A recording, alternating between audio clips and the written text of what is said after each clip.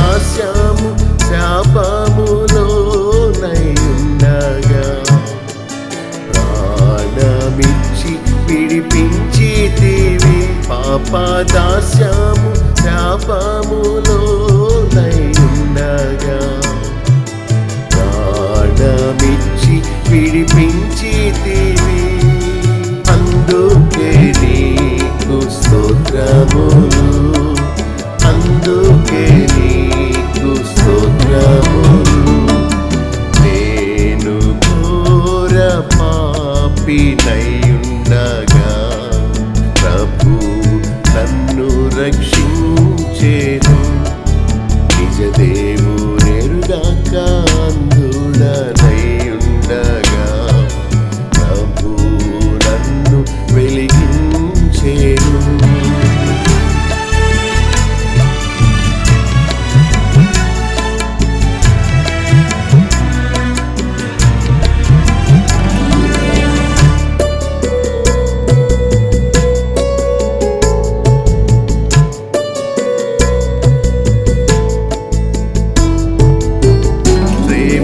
దుఃఖము రోగములెన్నో వచ్చినా ప్రేమతో ఆదరించితివి, ప్రేమ దుఃఖము రోగములెన్నో వచ్చినా ప్రేమతో ఆదరించితివి, అందుకే నీకు స్తోత్రములు, అందుకే నీకు స్తోత్రములు.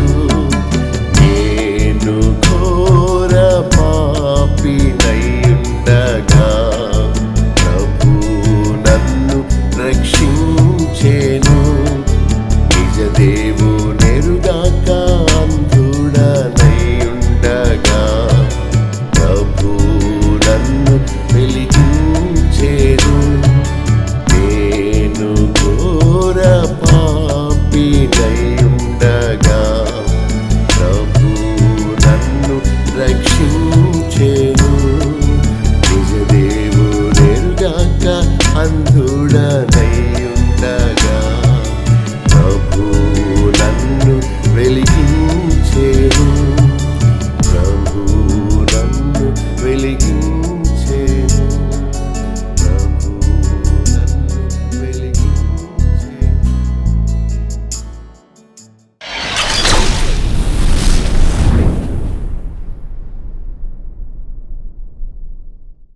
గత హెబ్రీ 2:4 చదువుకున్నాము. దానిలో దేవుని సంకల్పం ఏంటో మనం చూచాము.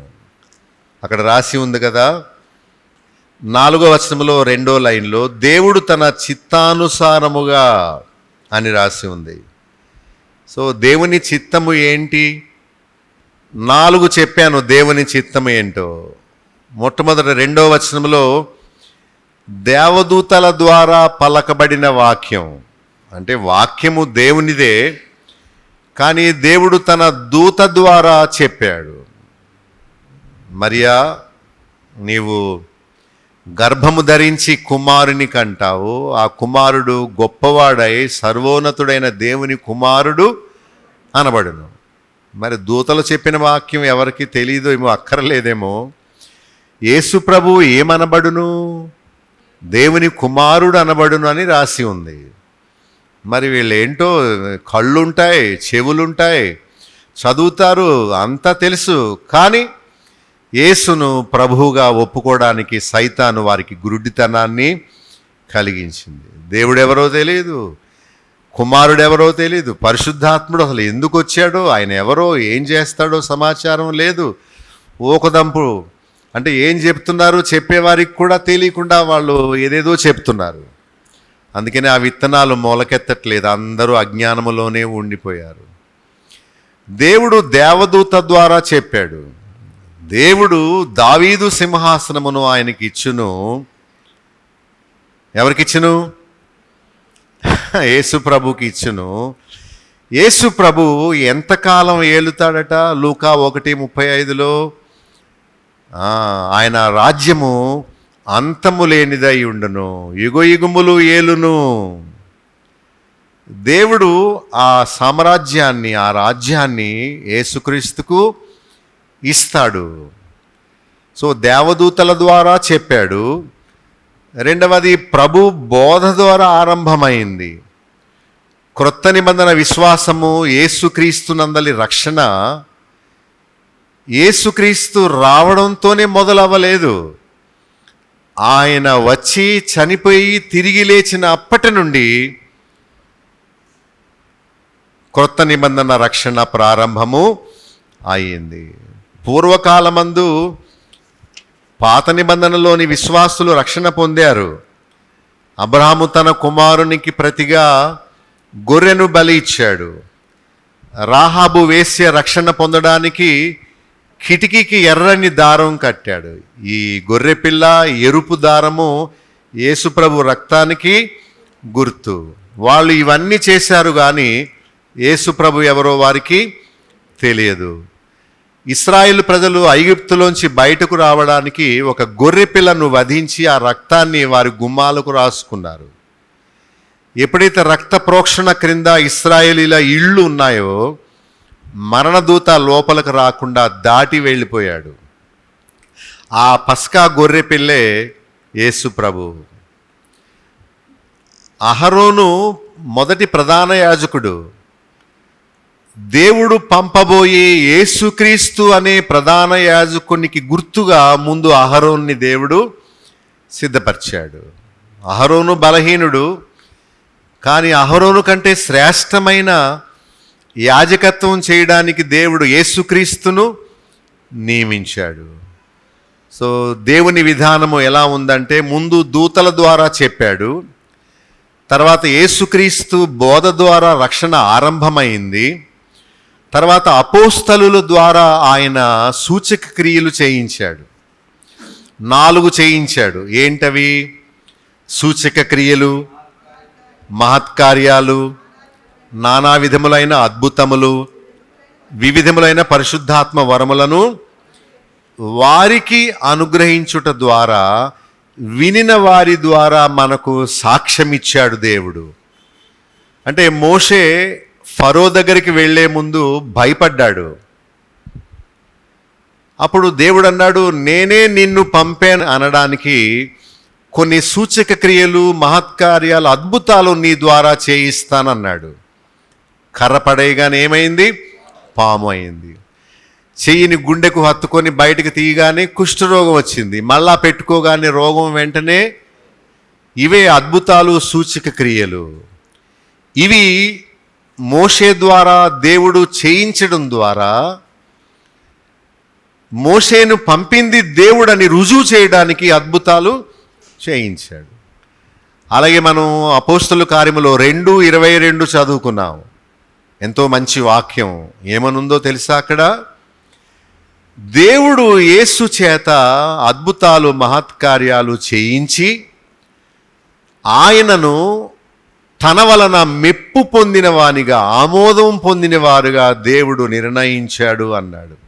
అంటే ఈ యేసుక్రీస్తును దేవుడే అభిషేకించి రక్షకుడుగా ఉండునట్లు దేవుడే పంపాడు అనే విషయం రుజువు చేయడానికి దేవుడు యేసుక్రీస్తు ద్వారా అద్భుతాలు చేయించాడు. అద్భుతాలు చేసింది ప్రభువే, కానీ చేయించింది ఎవరట? దేవుడు. తిరిగి లేచింది ప్రభువే, కానీ లేపింది ఎవరు? దేవుడు. సో ఇదంతా చేసే దేవుడు ఒక ఆయన ఉన్నాడు. కుమారుణ్ణి ఇచ్చిన ఆయనే, పరిశుద్ధాత్మని ఇచ్చిన ఆయనే, రక్షణ ఇచ్చిన ఆయనే, దేవుని సంకల్పమును మనకు తెలియపరిచిన విశదపరుచుకున్న ఆయనే, సంఘముని ఇచ్చిన ఆయనే, పాస్టర్ని ఇచ్చిన ఆయనే, పరలోకాన్ని ఇచ్చిన ఆయనే, మనల్ని తన దగ్గరకు ఆకర్షించిన ఆయనే. ఎందుకంటే యేసు ప్రభు అన్నాడు, తండ్రి ఆకర్షించి నా దగ్గరికి పంపిన వారే నా దగ్గరకు వస్తారు, కానీ ఎవరు వారంతట వారు రాలేరు. సో అల్టిమేట్గా ఇదంతా చేసింది దేవుడు. కానీ విచారం ఏంటంటే 99 మంది క్రైస్తవులకు, సేవకులకు, బోధకులకు దేవుడు అంటే ఎవరు తెలీదు. ఎంత పిచ్చితనమో నాకు ఆశ్చర్యం కలుగుతూ ఉంటుంది. ప్రతి పుస్తకములో, ప్రతి పేజీలో, ప్రతి అధ్యాయంలో, ప్రతి లైన్లో దేవుడు కనబడతాడు. కానీ ఇప్పుడున్న పాటల్లో దేవుడు ఉండడు, ఇప్పుడున్న బోధలో దేవుడు ఉండడు. అదే వాక్యం చదువుతారు కానీ దేవుడు ఎవరో, ఆయన సంకల్పం ఏంటో ఒక్కడికి తెలియదు. మీ ఇంటికి వస్తారే పాస్టర్లు, అడగండి, బాబు దేవుడు ఎవరు చెప్పానండి, యేసుప్రభువే అంటారు. ఎక్కడుంది అలా అని చూపించి అంటే వాళ్ళకి అర్థం కాదు. ఏంటో యుగ సంబంధమైన దేవత వారి మనోనేత్రాలకు గురుడితనము కలిగించి. దేవుడు ఒక్కడే ఆయన తండ్రి, ప్రభు ఒక్కడే ఆయన యేసుక్రీస్తు, ఆత్మ ఒక్కడే ఆయన దేవుని పరిశుద్ధాత్మ. నాకు నా ఆత్మ ఎలా ఉందో యేసుక్రీస్తుకు కూడా క్రీస్తు ఆత్మ ఉన్నాడు. దేవుని ఆత్మ పేరు పరిశుద్ధాత్ముడు. బైబిల్ మనం దేవుని సహాయంతో చదువుకుంటే ఇవన్నీ మనకు అర్థమవుతాయి. సో మనం గత 4వ వచనంలో చెప్పుకున్నాము, దేవుని చిత్తము అంటే ఏంటి?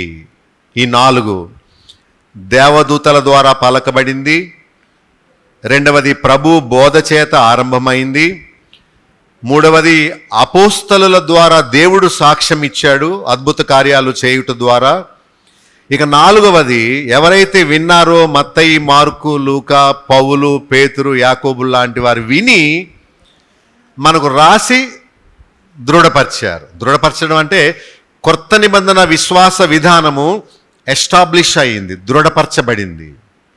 ఇక పునాదిని అన్నిసార్లు వేయరు, ఒక్కసారే వేస్తారు. అదే అపోస్తలులు వేసిన పునాది. ఇక పునాది దృఢపరచబడిన తర్వాత మళ్ళా ఇంకో పునాది ఎవడన్నా వేస్తాడా? వేయరు. అలాగే ఇదిగో అపోస్తలులు వేసిన ఈ పునాది మీద మన భక్తిని కట్టుకోవాలే కానీ బోధకులు, పాస్టర్లు చెప్పిన ఆచారాల మీద ఎప్పుడూ కట్టుకోకూడదు. మనకి సేవకుడు, పాస్టర్ ముఖ్యం అవ్వకూడదు. దేవుడు, ఆయన కుమారుడైన యేసుక్రీస్తు, ఆయన వాక్యము మాత్రమే మన జీవితంలో ముఖ్యంగా ఉండాలి. అయితే ఈరోజు 5వ వచనము నుండి 8 వరకు చదువుకుందాం మార్చి. మనము మాటలాడుచున్న ఆ రాబోవు లోకమును ఆయన దూతలకు లోపరచలేదు. 7వ వచనం, నీవు దేవదూతల కంటే వానిని కొంచెము తక్కువ వానిగా చేసితివి, మహిమా ప్రభావములతో వానికి కిరీటము ధరింపచేసితివి, నీ చేతి పనుల మీద వానికి అధికారము అనుగ్రహించితివి. దీన్ని అర్థం చేసుకోవడం చాలా కష్టమైంది నాకు. ఇక్కడ కన్ఫ్యూజన్గా లేదా? నీవు నరమాతృని జ్ఞాపకము చేసుకునేటకు వాడు ఏపాటివాడు అంటే కీర్తన 8వ అధ్యాయము 4, 5, 6 వచనాల్లో ఉన్న వాక్యాన్ని ఈ గ్రంథకర్త అక్కడ గుర్తు చేస్తున్నాడు.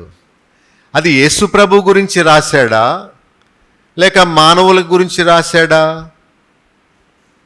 విషయాల్లోకి మనం వెళదాం. చాలా జాగ్రత్తగా వినండి, మీకు వాక్య జ్ఞానం కలుగుద్ది.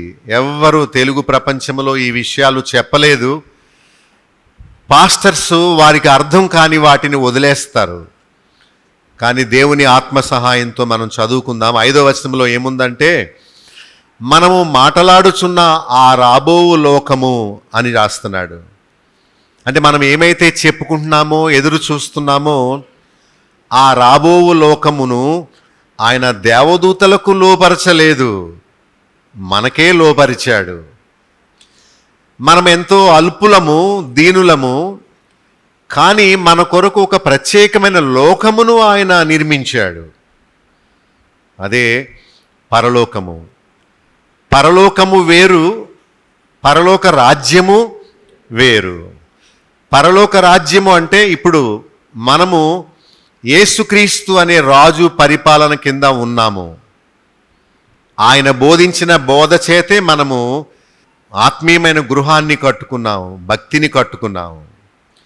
ఆయనే పునాది, ఆయనే శిరస్సు, ఆయనే సమస్తము.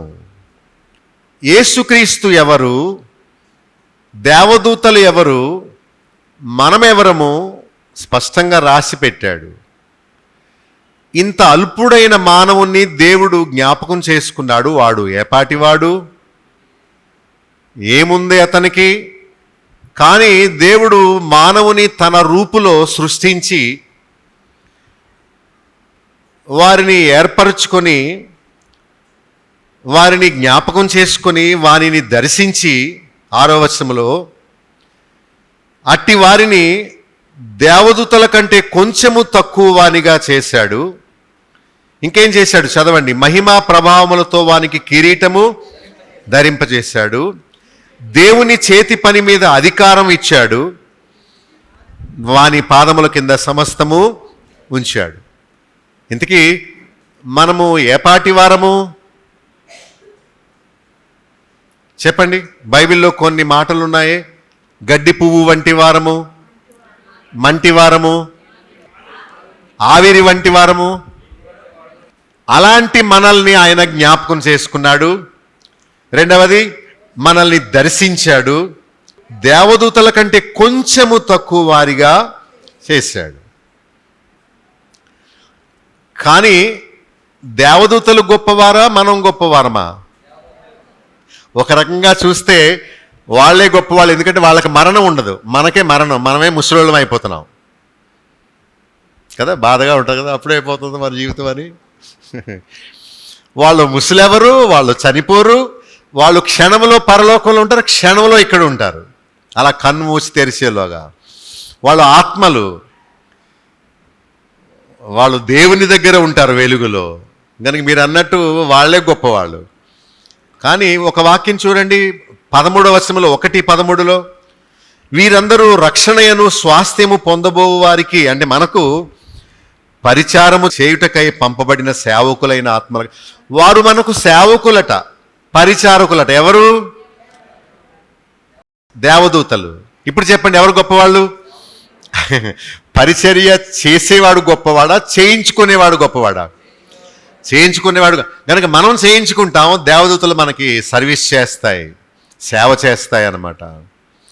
కానీ మనం మానవులుగా ఈ లోకంలో ఉన్నాం కనుక దేవదూతల కంటే కొంచెము తక్కువ వానిగా చేశాడు. తర్వాత మనకు మహిమా ప్రభావములతో కిరీటము ధరింపచేశాడు.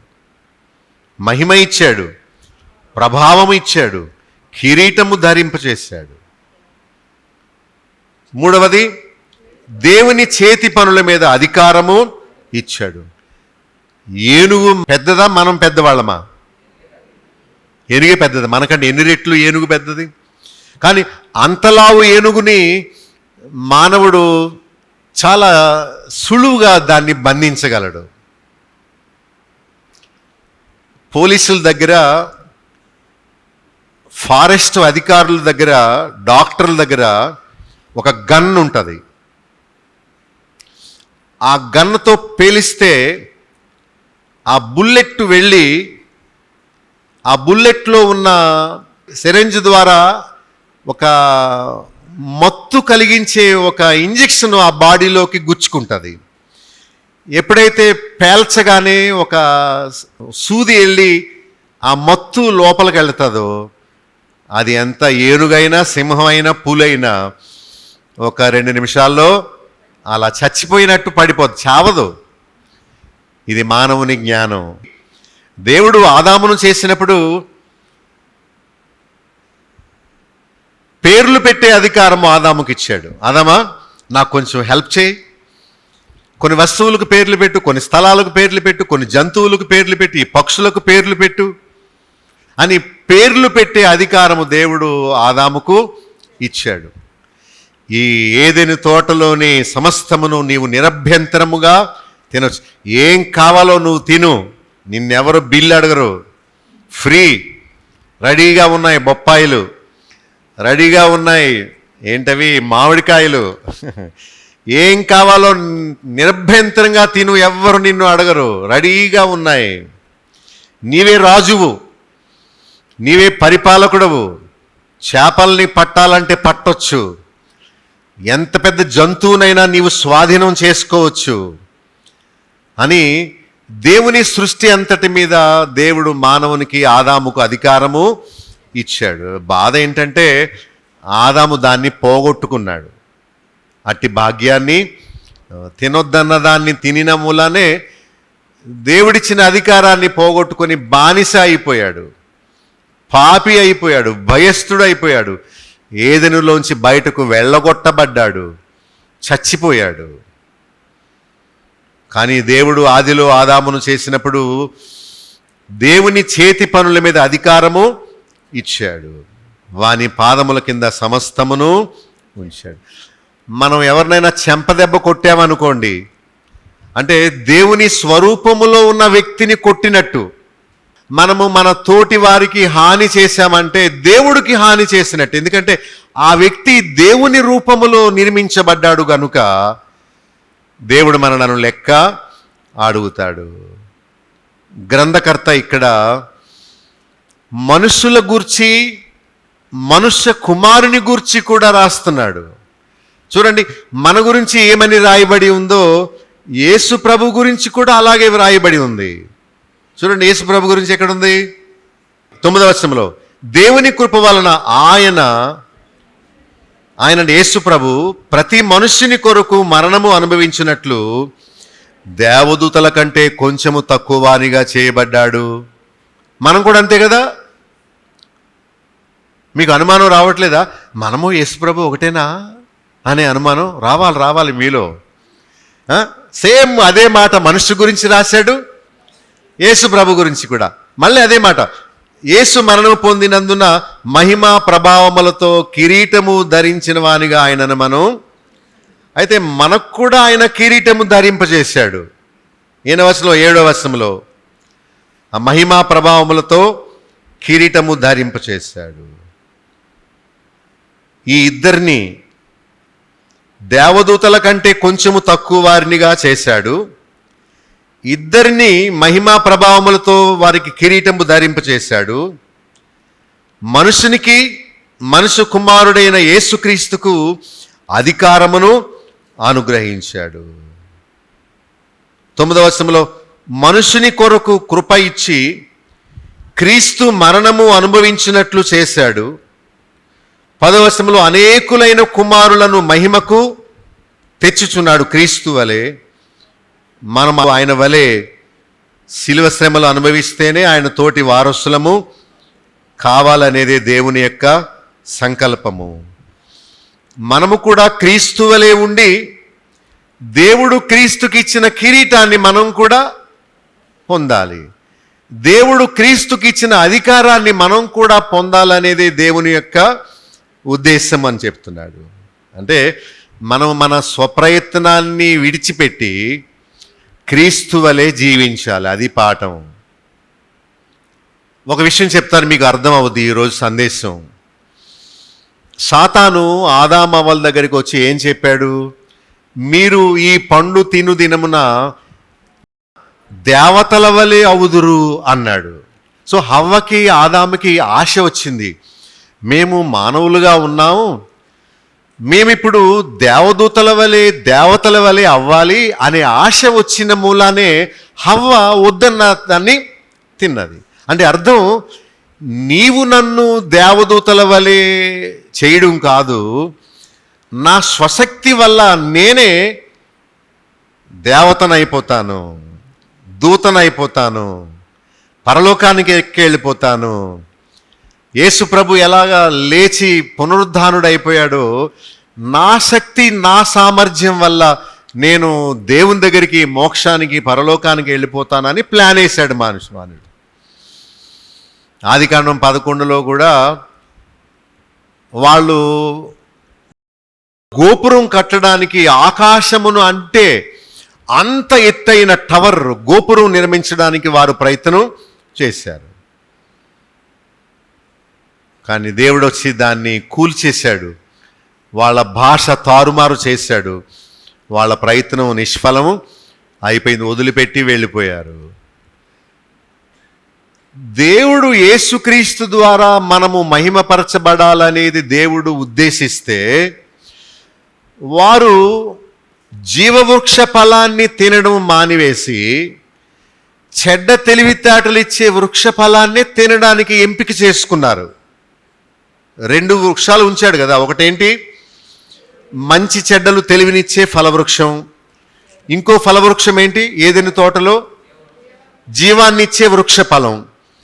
ఈ 2 తినండ్రా అంటే చెడ్డ తెలివితేటలు వచ్చే ఆ ఫలాన్ని కోరుకొని తిన్నారు, దేవుని మాటకు అవిధేయత చూపారు. కానీ తినమన్న దాన్ని తినలేదు, విధేయత చూపలేదు. జీవాన్ని పొందవలసింది మరణాన్ని తెచ్చిపెట్టుకున్నారు. ఆది నుండి మానవుడు ఇలాంటి అవిధేయతుడుగానే ఉంటున్నాడు. మన తాత ఆదాము గనుక, మన హవ్వ గనుక, భలే పేర్లు పెట్టారు, హవ్వ గనుక ఆమె అవిధేయత మనలో వచ్చింది, ఇంకెవరిలో వస్తుంది? ఆవిడ నుండే కదా మనం సంక్రమించాం. ఆమెకు పుట్టిన బిడ్డలమే కదా మనందరం. మన తాత ఏమో ఆదాము, మన అవ్వేమో హవ్వ. వాళ్ళు అవిధేయులుగా ఉన్నారు, అదే స్వభావంతో మనల్ని కన్నారు వాళ్ళు. ఏంటా స్వభావము? ఏదైతే వద్దన్నాడో దాన్ని చేయడం, ఏదైతే చేయమన్నాడో దాన్ని చేయకపోవడం. ఇదే మన బుద్ధి. తినమన్న దాన్ని తినం, వద్దన్న దాన్నే తింటాం, చూడమన్న దాన్ని చూడడం, చూడొద్దు అన్న దాన్ని చూడటానికి ఇష్టపడతాం. అదే మన యొక్క భక్తిహీనత. అందుకనే మనుషులందరూ పాపము చేసి దేవుడు అనుగ్రహించే మహిమను పొందలేకపోవచ్చున్నారు. ఏ భేదమును లేదు, అందరూ పాపము చేశారు, దేవుడిచ్చే మహిమను పొందకుండానే నశించిపోతున్నారని చెప్పాడు. దేవుడు అనుగ్రహించు మహిమను మనము పొందాలనేది దేవుని చిత్తం. యేసుక్రీస్తును నమ్ముకొని ఆయన చెప్పినట్లు చేయడము ద్వారా మహిమ, ఘనత, ప్రభావములతో మనకు కిరీటం ఇవ్వాలనేది దేవుని ఉద్దేశం. కానీ మానవుడు అలా చేయట్లేదు, అందుకనే నశించిపోయాడు. మానవుడు తన సొంత ప్రయత్నాల వల్ల దేవతల వలె అవ్వాలని చూచారు కదా. సర్పము మాట్లాడింది కదా, దీన్ని తిను దినమున నీవు దేవతల వలె అవుతావని ఆదికాండం 3:5లో ఉన్నది. సో మనందరము ద్విజన్మ పొందాలని, మనందరము దేవదూతల వలె అయిపోవాలని, మనందరము దైవములు అవ్వాలని, దైవములు అంటే దేవునికి బిడ్డలు అవ్వాలనేది మన ఇష్టం. ఈ లోకం తర్వాత పరలోకం చేరాలని మన ఆశ, మనం దేవుని బిడ్డలం అయిపోవాలని ఆశ. కానీ మనం దేవుని బిడ్డలం అవ్వాలంటే దేవుని చేత అవ్వాలి. మనమేదో తినొద్దన్న దాన్ని తినేయడం వల్ల, మన సొంత ప్రయత్నాలు చేయడం వల్ల మనం క్రీస్తు వలె ఉండం. ఇప్పుడు హిందుత్వానికి క్రైస్తవయానికి ఉన్న తేడా ఇది. హిందుత్వం ఏమంటుందంటే నీ ప్రయత్నాల వల్ల నీవు పుణ్యం సంపాదించుకోవచ్చు, మోక్షము సంపాదించుకోవచ్చు. అందుకని పూజలు చెయ్యి, యజ్ఞాలు చెయ్యి, వ్రతాలు చెయ్యి, తీర్థయాత్రలకు వెళ్ళు, దీక్షలు చేపట్టు, తపోస్నానాలు చేయి, నదీ స్నానాలు చేయి, సన్యాసం పుచ్చుకో, పుణ్యకార్యాలు చెయ్యి అని హైందవ మతం చెబుతుంది. దేవుని మీద ఆధారపడు అని చెప్పట్లేదు హైందవ మతం. నీ ప్రయత్నాల వల్ల నీవు మోక్షాన్ని తెచ్చుకో. ఏంటి ప్రయత్నాలు? పూజలు చేయి, నదీ స్నానాలు చేయి, ధర్మం చేయి, పుణ్యం చేయి, ట్రై యువర్ లెవెల్ బెస్ట్. నీ స్వప్రయత్నాల వల్ల నీవు మోక్షానికి వెళ్ళిపో అని హిందూ ధర్మం చెబుతుంది. కానీ క్రైస్తవం ఏముంటుందంటే దేవుని మీద ఆధారపడు, క్రీస్తును మాదిరిగా తీసుకో, ఆయన ఇచ్చే రక్షణను అంగీకరించు అని చెప్తుంది. ఏది మంచిది? రోగి తన స్వప్రయత్నాలు చేసుకుంటే మంచిదా, డాక్టర్ మీద ఆధారపడితే మంచిదా? అర్థమైపోయింది మెసేజ్ మీకు. మనం దేవుని మీద ఆధారపడాలని దేవుడు కోరుతున్నాడే కానీ దేవునికి దూరంగా ఉండి మనం నిత్య జీవాన్ని మన స్వంత ప్రయత్నాల ద్వారా పొందడానికి చేసే ఆ ప్రయత్నం వృధా. దేవతలమైపోదాం అనుకున్నారు, దేవుని కుమారులమైపోదాం, దేవుని ఆస్తికి వారసులమైపోదాం అనుకుంటున్నారు, పరలోకం చేరదాం, మోక్షం చేరదామని మనుషులు తమ స్వంత ప్రయత్నాలు చేస్తున్నారు. కానీ దేవుడు ఏమన్నాడు? నో నో నో, కయ్యను నీ స్వంత ప్రయత్నం కాదు, బలి అర్పణ ద్వారా నన్ను చేరాలి అన్నాడు.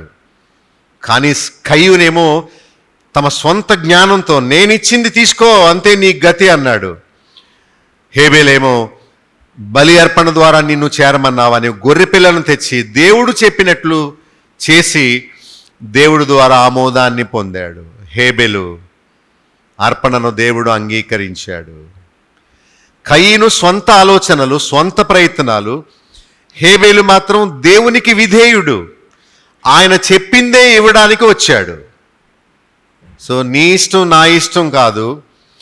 మనం రైలు బండిలో ప్రయాణం చేయాలంటే వాళ్ళు ఒక పిఎన్ఆర్ నెంబర్ ఇస్తారు, ఆ నెంబరుతోనే మనం ప్రయాణం చేయగలం. కానీ మనము సొంతంగా రాసుకున్న టిక్కెట్లు పిఎన్ఆర్ నెంబర్లో ప్రయాణం చేయడానికి అవకాశం మధ్యలోనే దింపేస్తాడంతే, మనం మరి నష్టపోవాల్సి వస్తుంది.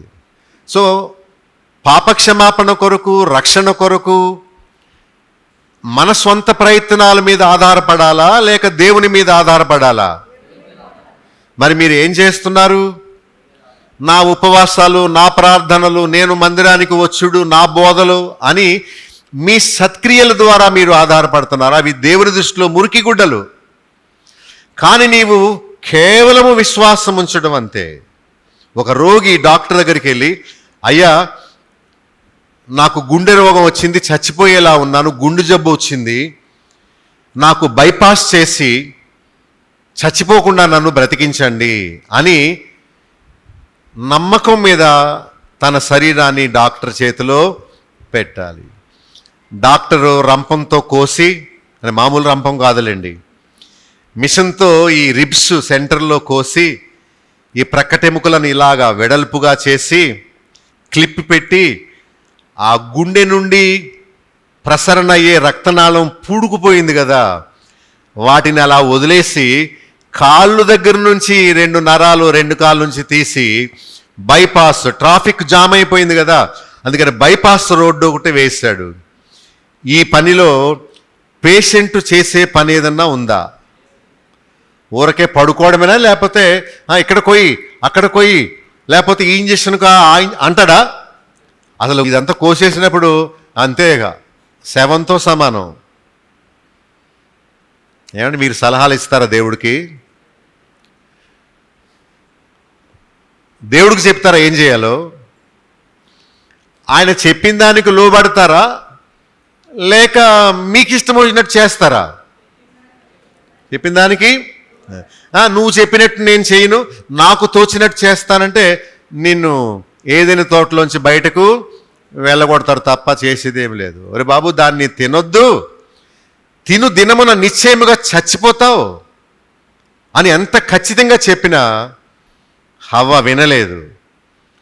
సాతాను మాట విని విధేయత చూపింది కానీ దేవుని మాట విని జీవవృక్ష ఫలాన్ని తినలేదు, దేవునికి విధేయత చూపలేదు, అందుకనే నష్టపోయింది. కానీ దేవుని సంకల్పం ఏంటంటే దేవుడు నరుని సృష్టించాడు. నరుని సృష్టించి ఏం చేశాడు? ఇంకా దేవదూతల కంటే కొంచెము మాత్రమే తక్కువ వారిగా చేశాడు. ఎంత ప్రేమ అంటే దేవునికి మన మీద మహిమ ప్రభావములతో కిరీటము ధరింపచేశాడు. అంటే మనల్ని తన దగ్గర కూర్చుండబెట్టుకోవాలని ప్లాన్ చేశాడు. ఎంత గొప్ప ప్లాను!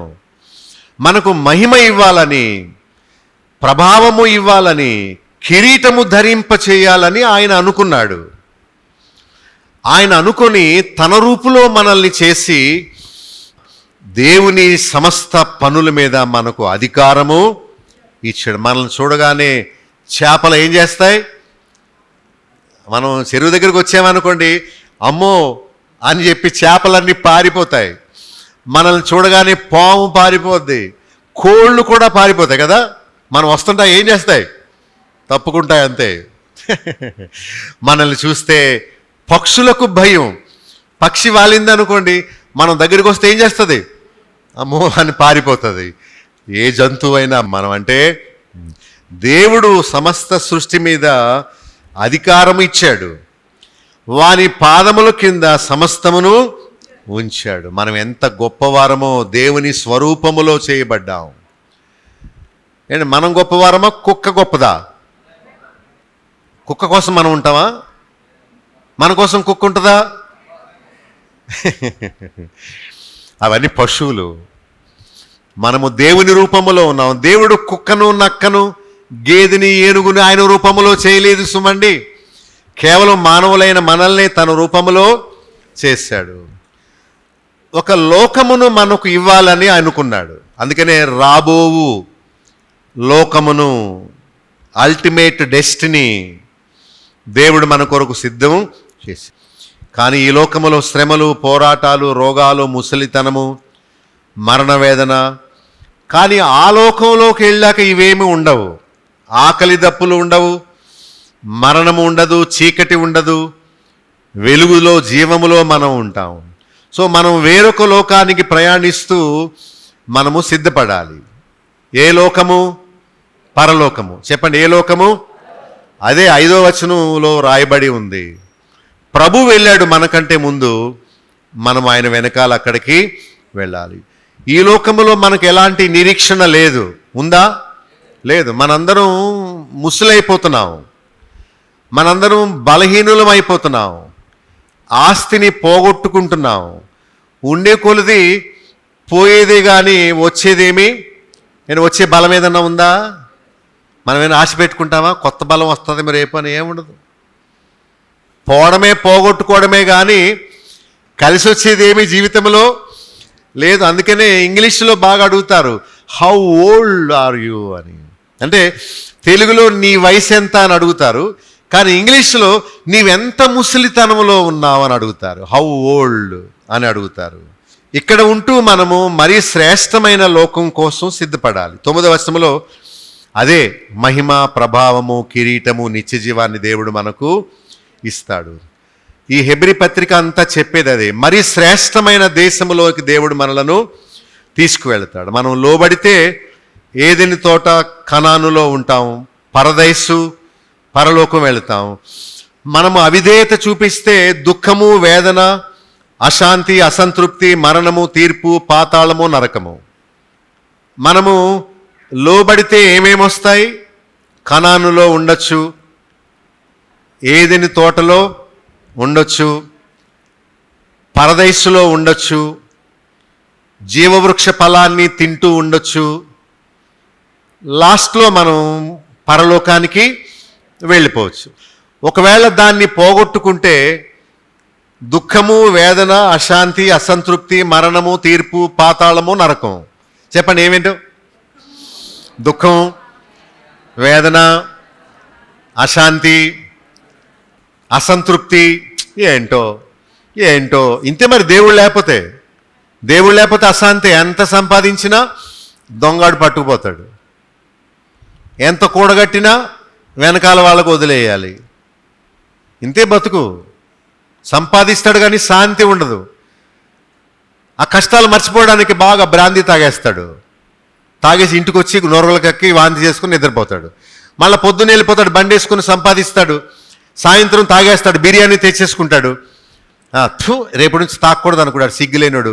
మళ్ళా పొద్దున్నే మళ్ళా సారా కొట్టుకి. వాడికి శాంతి లేదు, సంతోషం లేదు, నెమ్మది లేదు, సమాధానము లేదు, దేవుడు లేడు, మందిరం లేదు, వాక్యం లేదు, నిరీక్షణ లేదు, ఆత్మకు రక్షణ లేదు. ఎందుకు ఆ బతుక్కిని పశువుకి ఏంటి తేడా? కానీ దేవునికి లోబడితే ఏదైనా తోటలోనే ఉండొచ్చు, సమృద్ధిలో ఉండొచ్చు. ఎందుకు పోగొట్టుకుంటున్నావు నీవు? ఎంత ఆనందాన్ని వదులుకుంటున్నావు నీవు?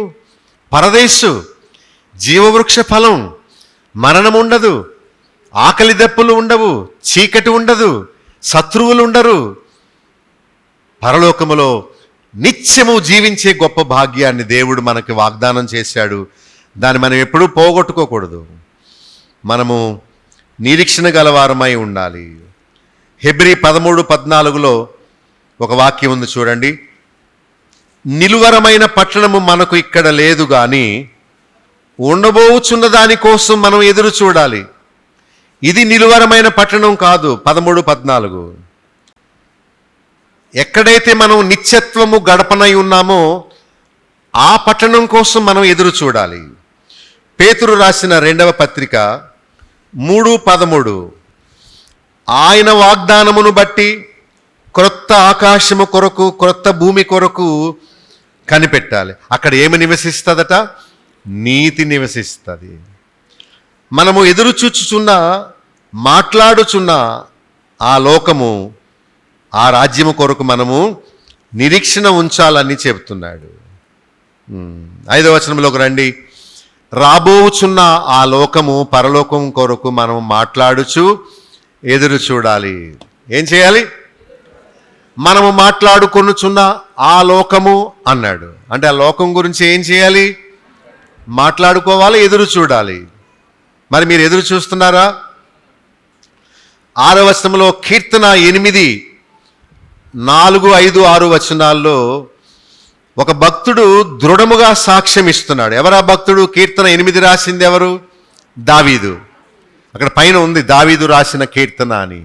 ఆ దావీదు భక్తుడు దృఢముగా ఒక విషయాన్ని సాక్ష్యం ఇస్తున్నాడు. ఏంటంటే మనము ఏపాటి వారము? కీర్తన 8, 4 నుండి 6 వరకు చదువుకున్నారా? ఇక్కడ ఉన్న మాటలే అక్కడ ఉన్నాయి. మనము ఏపాటి వారము? దృఢముగా సాక్ష్యం ఇస్తున్నాడు. ఏమని?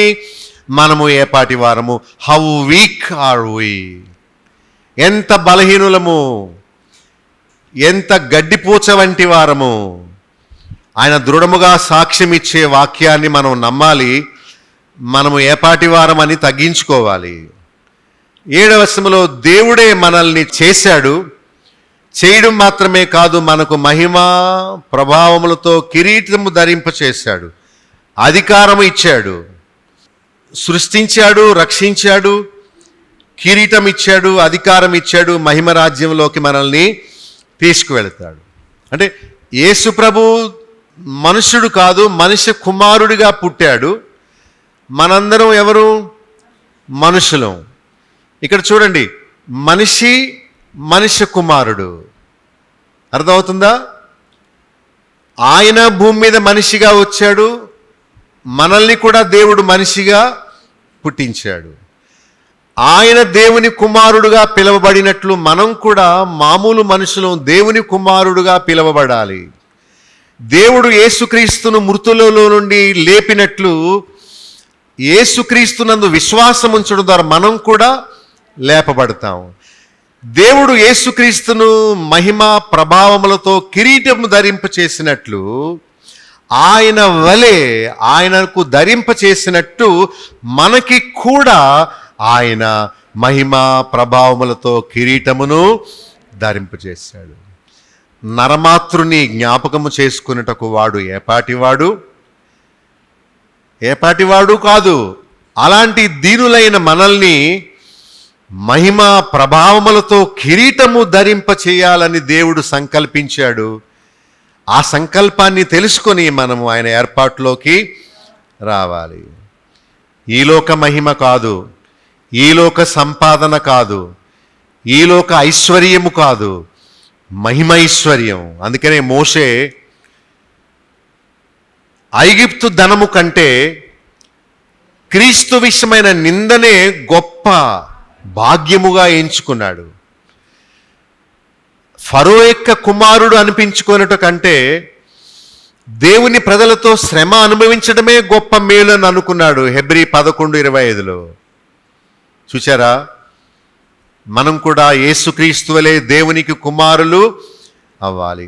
సో దేవుడెవరో తెలుసుకోవాలి, ఆయన సంకల్పం ఏంటో మనం తెలుసుకోవాలి, ఆయన ఏర్పాట్లోకి రావాలి, యేసుక్రీస్తు వలె మారాలి, తర్వాత మహిమా ప్రభావములతో కిరీటము ధరింపచేసి యేసు ప్రభు ప్రక్కన మనం కూర్చోవాలి. ఇది దేవుని సంకల్పము.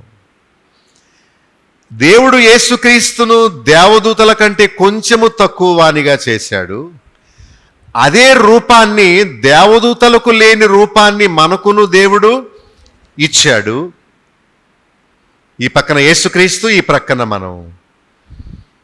యేసు ప్రభుతో సమానంగా మనల్ని ఆయన చేయదలిచాడు.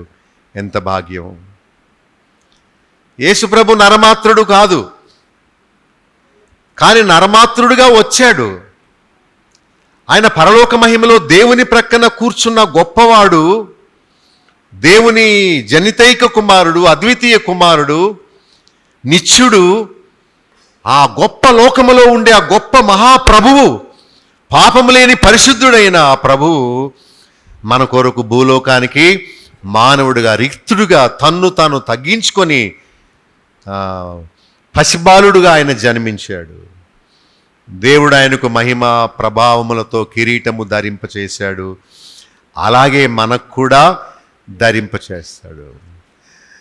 మానవులైన మనలను ఇంతగా హెచ్చించడానికి మనము ఏపాటి వారము? ఒకసారి ఆలోచించండి. యేసు ప్రభు ఒక్కడే పరిశుద్ధుడు. 800 కోట్ల మంది ప్రజలు, ప్రపంచంలో ఉన్న వారందరూ పొట్టు ఇసుక రేణువుల్లా ఉన్నారు ప్రజలు. ఎక్కడ చూసినా 800 కోట్ల మంది ప్రజల. భారతదేశంలో 140 కోట్ల మంది ఉన్నారా? మన ఆంధ్రప్రదేశ్లో 5 కోట్ల మంది ఉన్నారా? మన చిన్ని చిన్ని గ్రామంలో 5,000, 6,000, 10,000 మంది. ఇన్ని కోట్ల మంది ప్రజలను దేవుడే సృష్టించాడు. తన రూపములో సృష్టించాడు. తన ఆత్మను ఇచ్చాడు, రక్షకుణ్ణి ఇచ్చాడు, వారికి వాక్యమునిచ్చాడు, మందిరాలు ఇచ్చాడు, సేవకులను ఇచ్చాడు, చెవులిచ్చాడు, జ్ఞానం ఇచ్చాడు, ఆలోచించే జ్ఞానం, హృదయం ఇచ్చాడు ఆయనను ప్రేమించడానికి, పరిశుద్ధాత్మనిచ్చాడు మనలో ఉండి మనలను నడిపించడానికి. ఇన్ని ఏర్పాట్లు మనము పొందడానికి మనం అర్హులము. ఎంతమందోనండి ప్రజలు, కోకొల్లలు ప్రజలు. ఒక రోడ్లోకి వెళితే అసలు తప్పుకోవడానికి కూడా వీలు లేనంత, ఇసుక వేస్తే రాలని అంత కిటకిటలాడే జనం, కోట్లాది మంది. ఎక్కడోళ్ళో వీళ్ళందరూ. మనమేమో చిన్న గ్రామంలో ఉన్నాం. ఆ కలకత్తా మహానగరాల్లో, బొంబాయి మహానగరాల్లో నడవడానికి కూడా ఖాళీ లేదు. హైదరాబాదు కూడా అలాగ అయిపోయింది ఇప్పుడు. ఒక కారు వెనకాల కారు అంటుకుంటూ ఇక్కడ నుంచి ఒక 10 కిలోమీటర్లు వెళ్ళాలంటే ఒక రోజులో సగం అయిపోద్ది. జనం, ఎక్కడ చూసినా జనం, ప్రజలు, పురుగు లాంటి ప్రజలు. ఒక దుర్వార్త వినగానే చచ్చిపోతారు. ఒక వాహనం అలా గుద్దగానే ఒక రక్తపు బొట్టు కూడా కారక్కర్లేదు, ఇలాగ అయిపోతారు. మొన్నే పుట్టారు కానీ ఇప్పుడప్పుడే ముసలోళ్ళు అయిపోతున్నారు. అయిపోయింది జీవితం. ఒక బుడగ నీటి ప్రవాహంలో పుడుతుంది, అలా ప్రయాణం చేస్తుంది. ఎప్పుడు పగిలిపోద్దో దానికే తెలీదు. ఆవిరి అలా వెళ్ళిపోద్ది, నీడ అలా వెళ్ళిపోద్ది. గడ్డి పువ్వు ఉదయము పుడుతుంది, వికసిస్తుంది, సాయంకాలానికి వాడిపోయి పడిపోయి ఎండిపోద్ది. అలాంటిది మన జీవితం. ఇంతటి అల్పులైన మనకు దేవుడు ఇంత గొప్ప సంకల్పమును కలిగి ఉన్నాడు. అందుకనే అన్నాడు, ఇంత గొప్ప రక్షణను నిర్లక్ష్యం చేస్తే పరలోకాన్ని పోగొట్టుకోవడం మాత్రమే కాదు, అగ్నిగుండాన్ని తప్పించుకోలేవు. నిర్లక్ష్యము చేసిన ఎడల ఎలాగూ తప్పించుకొందువు? ఇప్పుడు చెప్పండి, మన పనులు, సంపాదన, చుట్టాలు, పెళ్ళిళ్ళకి వెళ్ళడం ముఖ్యమా, లేక మందిరానికి వచ్చి రక్షణ పొంది వాక్యం విని పరలోకానికి సిద్ధపడడం ముఖ్యమా? నరమాత్రులు మనం, పురుగు వంటి మనుషులము. యేసుక్రీస్తుకు దేవుడు మహిమ, ఘనత, ప్రభావాలు ఇచ్చినట్లు నీకు నాకు కూడా దేవుడు ఇవ్వదలిచాడు. సో దాన్ని మనం నిర్లక్ష్యం చేయొద్దు. 8వ వచనంలో దేవుడు మానవునికి ఒకటి తప్ప సమస్తాన్ని లోబరిచాడు. ఇంకా చూడలేదు, అదే రాబో లోకము. 10వ వచనంలో అనేకులైన కుమారులను మహిమకు తెస్తాడు. మనము క్రీస్తుకు సహోదరులము. చివరిలో మనం అందరం ఆయన రాజ్యములో వెళ్ళిపోవాలి, పరలోకానికి వెళ్ళిపోవాలి.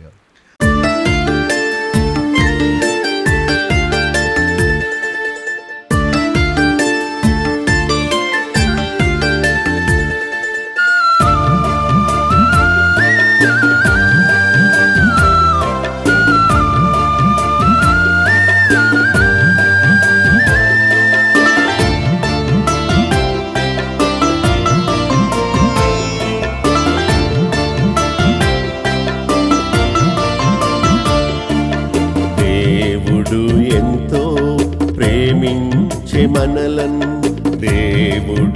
ఎంతో ప్రేమించే మనలన్ క్రీస్తును పంపేను భువికే, క్రీస్తును పంపేను భువికే.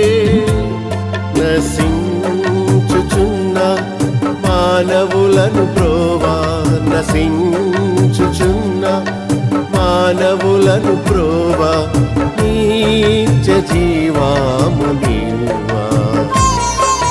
దేవుడు ఎంతో ప్రేమించే మనలన్, దేవుడు ఎంతో ప్రేమించే మనలన్ క్రీస్తును పంపేను భువికే,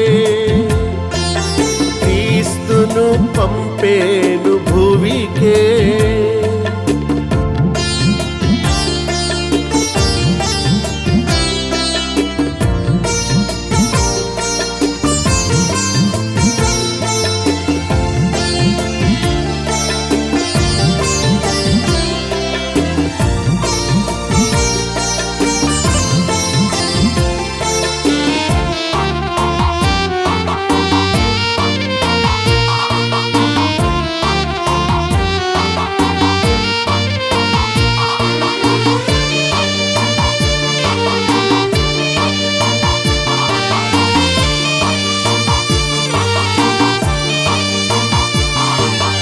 దీనులను పైకి ఎత్తగా యేసు దీనుడై పుట్టేను భువిలో, దీనులను పైకి ఎత్తగా యేసు దీనుడై పుట్టేను భువిలో. పాపుల రక్షింప ప్రభు యేసు క్రీస్తు, పాపుల రక్షింప ప్రభు యేసు క్రీస్తు పరము నుండి దిగి వచ్చే, పరము నుండి దిగి వచ్చే. దేవుడు ఎంతో ప్రేమించే మనలన్, దేవుడు ఎంతో ప్రేమించే మనలన్ క్రీస్తును పంపేను భువికే, క్రీస్తును పంపేను భువికే.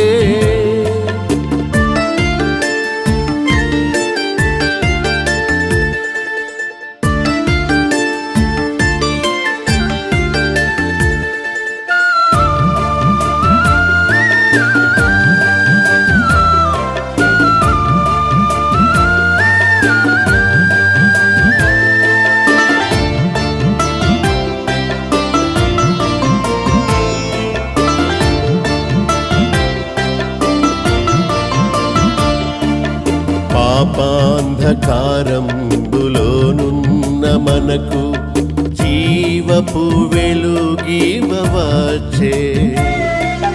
పాపాంధకారంబులోనున్న మనకు జీవపు వెలుగివవచ్చే. పాపుల రక్షింప ప్రభు యేసు క్రీస్తు, పాపుల రక్షింప ప్రభు యేసు క్రీస్తు పరము నుండి దిగివచ్చే. పరము నుండి దిగివచ్చే. దేవుడు ఎంతో ప్రేమించే మనలను, దేవుడు ఎంతో ప్రేమించే మనలను క్రీస్తును పంపేను భువికే. క్రీస్తును పంపేను భువికే.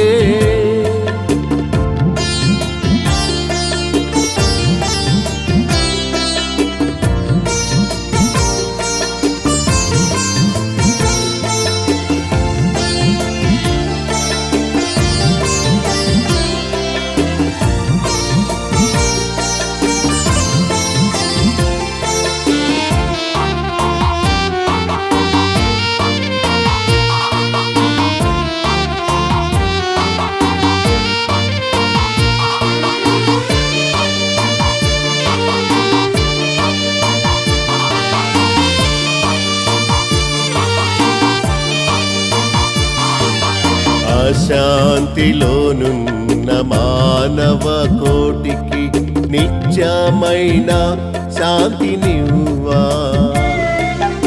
అశాంతిలోనున్న మానవ కోటికి నిత్యమైన శాంతినివ్వా. పాపుల రక్షింప ప్రభు యేసు క్రీస్తు, పాపుల రక్షింప ప్రభు యేసు క్రీస్తు పరము నుండి దిగివచ్చే. పరము నుండి దిగివచ్చే.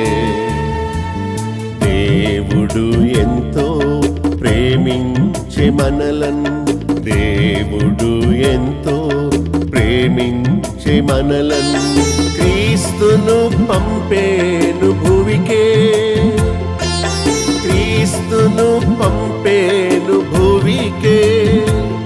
నశించుచున్న మానవులను బ్రోవా, నశించుచున్న మానవులను బ్రోవా, నిత్య జీవాము నీవా. దేవుడు ఎంతో ప్రేమించే మనలను, దేవుడు ఎంతో ప్రేమించే మనలను క్రీస్తును పంపేను భువికే. క్రీస్తును పంపేను